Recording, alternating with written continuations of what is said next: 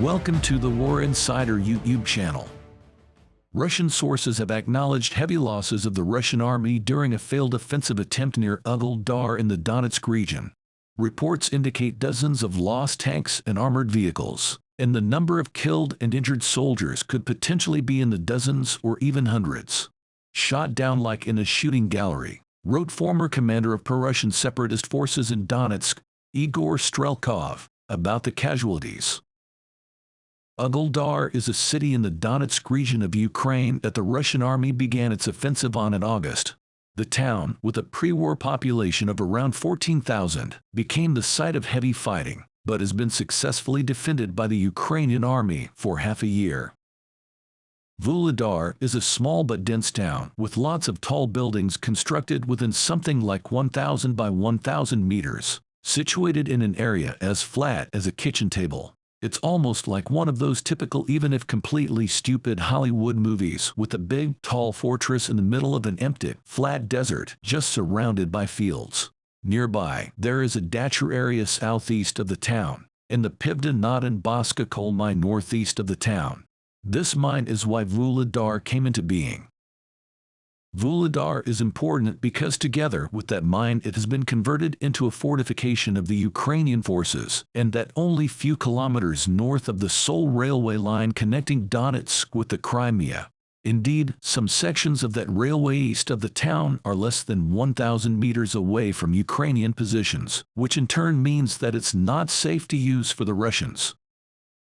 The failed attack, the video of which was published by a number of Russian veteran Telegram channels following Ukrainian sources, took place on February 6 and ended in the defeat of the Russian unit.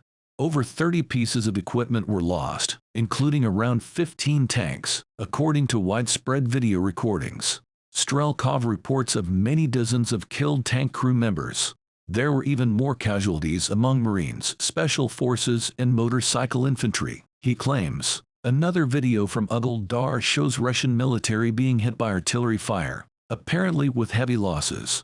The assault on Vuhledar is being conducted by the 155th and 40th Separate Marine Infantry Brigades attached to the Pacific Fleet, as well as former subunits of Donetsk separatists, with the support of Special Forces. This was faced by the 72nd Separate Mechanized Brigade of the Ukrainian Army, according to reports from Ukrainian journalists. Another failed attack by the Russian army on the Vuhledar direction, which took place at the end of January, was described by Austrian military analyst Tom Cooper.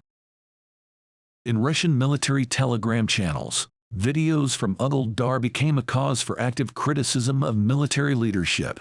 It is accused of attacking without preparation, electronic suppression, and indifferent attitude towards losses. Strelkov wrote, "It seems that our generals missed all the events of the past year. However, since some of them are complete cretins, all the mistakes that were made before were repeated in a typical way.